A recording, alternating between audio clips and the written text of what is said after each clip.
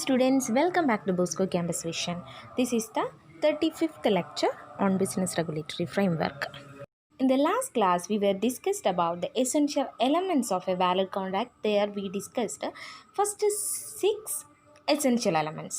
Now we move to the 7th essential element, that is, there must be free consent of the parties. നമ്മൾ essential elements of a valid കോൺട്രാക്റ്റിനെ കുറിച്ചാണ് discuss ചെയ്തുകൊണ്ടിരിക്കുന്നത്. കഴിഞ്ഞ ക്ലാസ്സിൽ എന്താണ് ഒരു വാലിഡ് കോൺട്രാക്റ്റ് എന്നുള്ളതിൻ്റെ ഡെഫിനിഷനും അതുപോലെ 6 എസെൻഷ്യൽ എലമെൻറ്റ്സും ഡിസ്കസ് ചെയ്തു.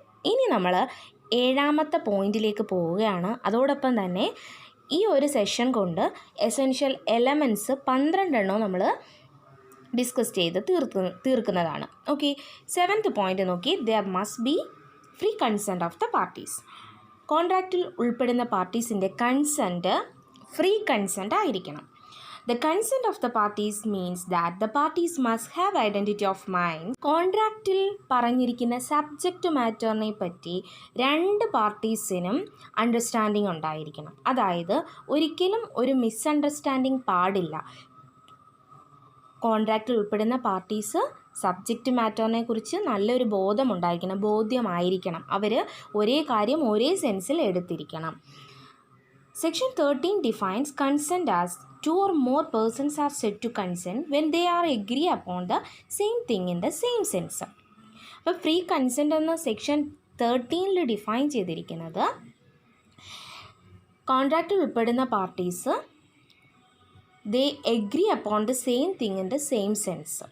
ഒരേ കാര്യം ഒരേ സെൻസിൽ എഗ്രി ചെയ്യുക. 2 അതിൽ കൂടുതലോ പാർട്ടീസ് ഒരു എഗ്രിമെൻറ്റിൽ പറയുന്ന കാര്യം ഒരേ സെൻസിൽ ഒരേ മീനിങ്ങിൽ തന്നെ എടുക്കുക എന്നുള്ളതാണ് ഫ്രീ കൺസെൻറ്റ് കൊണ്ട് ഉദ്ദേശിക്കുന്നത്. 8th point is lawful object.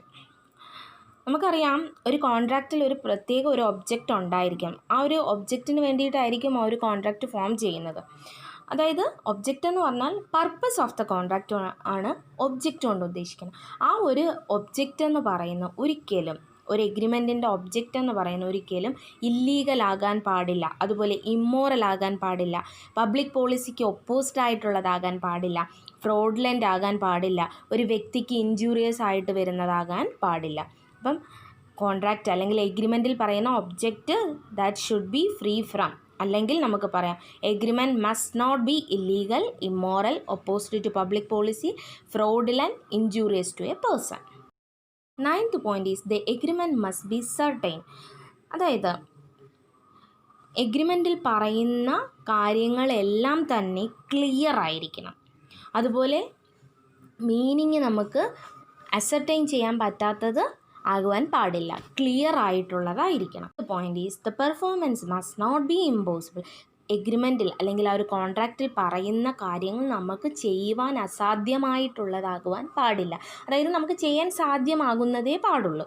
അതുകൊണ്ട് the performance must not be impossible. അസാധ്യമായിട്ടുള്ള കാര്യങ്ങൾ ആകരുത് എഗ്രിമെൻറ്റിൽ പറയുന്ന കാര്യങ്ങൾ.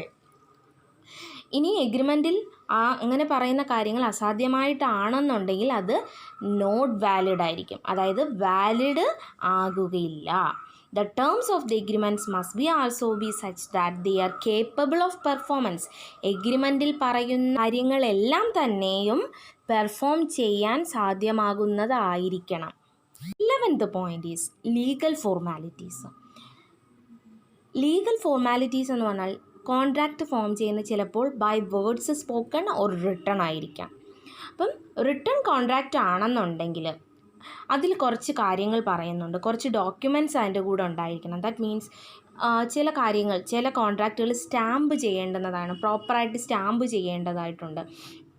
ചില സിറ്റുവേഷനിൽ ചില കോൺട്രാക്റ്റുകൾ രജിസ്റ്റർ ചെയ്യേണ്ടതായിട്ടുണ്ട്. അതുകൊണ്ട് അങ്ങനെയുള്ള ലീഗൽ ഫോർമാലിറ്റീസ് കംപ്ലീറ്റ് ചെയ്യുന്നതായിരിക്കണം. 12th point is agreement not expressly declared void.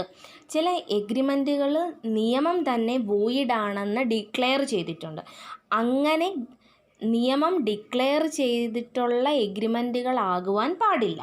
Agreement not expressly declared void, അതായത് ചില എഗ്രിമെൻറ്റുകൾ വോയിഡ് ആണെന്ന് നിയമം എക്സ്പ്രസ് ചെയ്തിട്ടുണ്ട്. അങ്ങനെ എക്സ്പ്രസ് ചെയ്തിരിക്കുന്ന എഗ്രിമെൻറ്റുകൾ ആകുവാൻ പാടില്ല. Agreement not expressly declared void. അതായത് ലീഗൽ പ്രൊസീഡിങ്സിന് പോകുന്നതിനെ തടയുന്ന രീതിയിലുള്ള എഗ്രിമെൻറ്റ് ചെയ്യുവാൻ പാടില്ല. അതൊക്കെ നിയമം എന്ത് ചെയ്തിരിക്കുന്ന വോയിഡ് ആണെന്ന് നേരത്തെ തന്നെ പറഞ്ഞിരിക്കുന്നതാണ്. അതുപോലെ ഒരു വ്യക്തിയെ വിവാഹത്തിൽ നിന്നും തടയുന്നത്, അങ്ങനെയുള്ള എഗ്രിമെൻ്റ് ഉണ്ടാകുവാൻ പാടില്ല. അതും നിയമം വോയിഡ് ആണെന്ന് പറഞ്ഞിരിക്കുന്നതാണ്. ദെൻ അതുപോലെ തന്നെ എഗ്രിമെൻറ്റ് റിസ്ട്രൈൻസ് ഓഫ് ട്രേഡ് ഒരു വ്യക്തിയുമായിട്ട് ചെയ്യാൻ പാടില്ല എന്ന് പറഞ്ഞുകൊണ്ട് ഒരു എഗ്രിമെൻറ്റ് ക്രിയേറ്റ് ചെയ്യുന്നത്, ഇതെല്ലാം വോയിഡ് ആണെന്ന് നിയമം എക്സ്പ്രസ് ചെയ്തിരിക്കുന്ന കാര്യങ്ങളാണ്. അപ്പം ഇങ്ങനെ ഉള്ള 3 കാര്യങ്ങൾ, അതായത് ഏതൊക്കെയാണ്? Agreement restraints of marriage, agreement restraints of trade, agreement restraints of legal proceedings. ഈ 3 എഗ്രിമെൻറ്റുകളും ക്രിയേറ്റ് ചെയ്യുന്നത് വോയിഡാണ്.